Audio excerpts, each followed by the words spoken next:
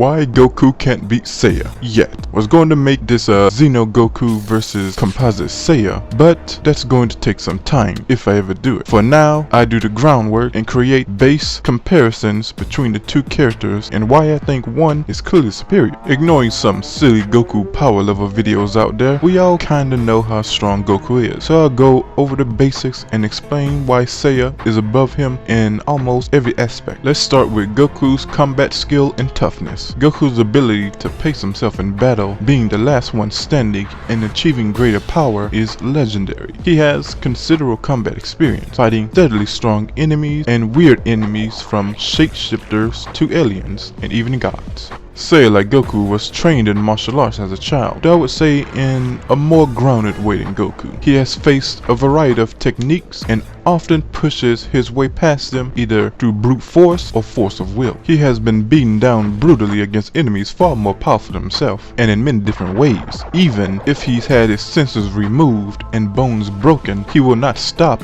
until he is dead. What makes him better than Goku in this regard is Seiya has been beaten worse in a variety of ways and either overcoming them or moving past multiple enemies in a short period of time. He even jokes himself that he gets stronger after getting beat up. A huge reason he's better I will discuss when we go into hacks. Goku at his strongest is comparable to Beerus, who is comparable to a casual whiz. They have shown to be easily able to traverse the Dragon Ball Nebula within a few minutes, putting their highest known speed in the billions to low quadrillions. Now, let's compare that to Seiya. Seiya, with a broken leg and mild understanding of the seventh sense, managed to dodge Leo's lightning plasma attack, which shoots a billion rays of light in a second. There are numerous other FTL feats, but I will skip to the best one, and one I personally found myself. It was calculated by Awundis of Naruto forms by evaluating the initial inflation with a time frame of 10 to 30 seconds, ending at around 36 trillion times the speed of light. I'm only okay with math, but anyone can tell the difference there is Galaxian. One of Goku's great and most famous abilities is amplification. Like Super Saiyan 1 to 3, Goku's power increases massively with each transformation, with only some sacrifices like stamina. He has Super Saiyan God, which has shown to be a universal threat, and Super Saiyan God Super Saiyan, a combination of Super Saiyan and Super Saiyan God. There's also Ultra Instinct, a form beyond any others previously seen, going beyond gods. It has basically allowed Goku to attack, react, and adapt automatically. So overall, I say Goku is easily universal plus. Now, Seiya's growth in power is in some ways not as defined as Goku, but is massive nevertheless. Any warrior in Saint Seiya universe with great Cosmo that has mastered the seventh sense can attain great power on a galactic to universal scale. However, in God Cloth or the seventh sense, they become a threat to the gods themselves. Gods like Hades, whose power encompasses the underworld, a multi-dimensional realm beyond space-time, Shadow World, a dimension before the underworld, and a subdimension made of billions of galaxies no mortal could survive, and the infinite world of Ellipsion. In battle, multiple God-Cloth saints survived blows from Hades and was even able to hurt him. Years later, much more experienced than they were before, they survived blows from warriors more powerful than they were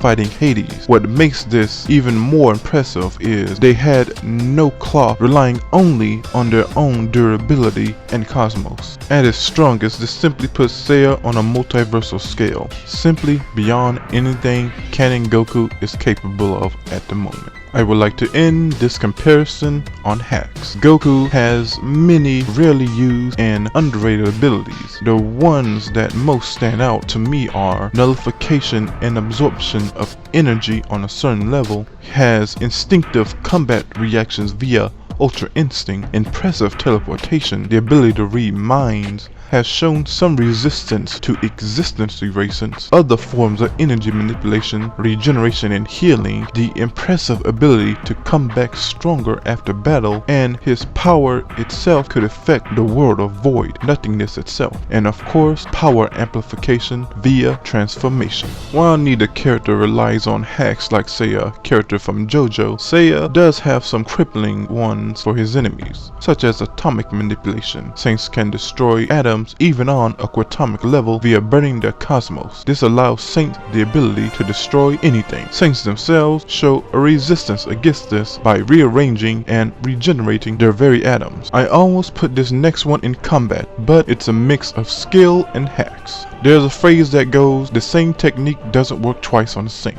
Going purely on how that has been displayed in the series, its resistance to hacks and greater resistance to an attack of brute force, like Iki, who was once destroyed by Galaxian explosion, but later survived it against a stronger enemy. While Iki was stronger himself, he states his reason for survival is due to experience of this attack, basically reactive evolution. Seiya also has resistance to many forms of hacks via Ichor, the blood of the gods that's within his claw. He faced the god of death, who could have simply willed his life away and likely would have died in the mere presence Hades alone, but he survived because of Athena's blood.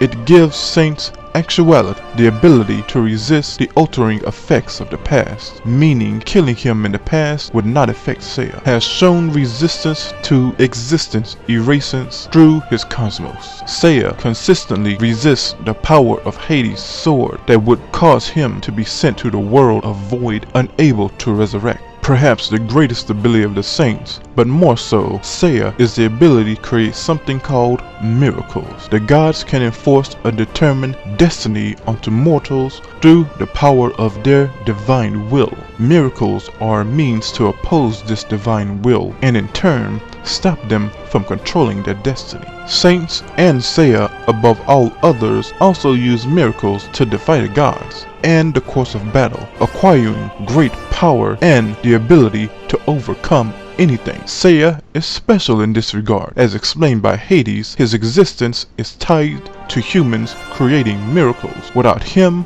there is no hope, because he is the hope left in Pandora's box. Without him, hope is lost. We can see this many times. Seiya's mere presence creates a passive probability manipulation for humans and himself. Overall, Seiya is above Goku in ways that most matter in combat. That being said, Dragon Ball Super was an immense jump in power from Z that nobody saw coming. The next arc will surely bring surprises. However, Seiya himself has yet to face his greatest enemy, so he too will become more powerful. So Goku may never surpass Seiya, but that's half the fun, waiting and seeing what's next.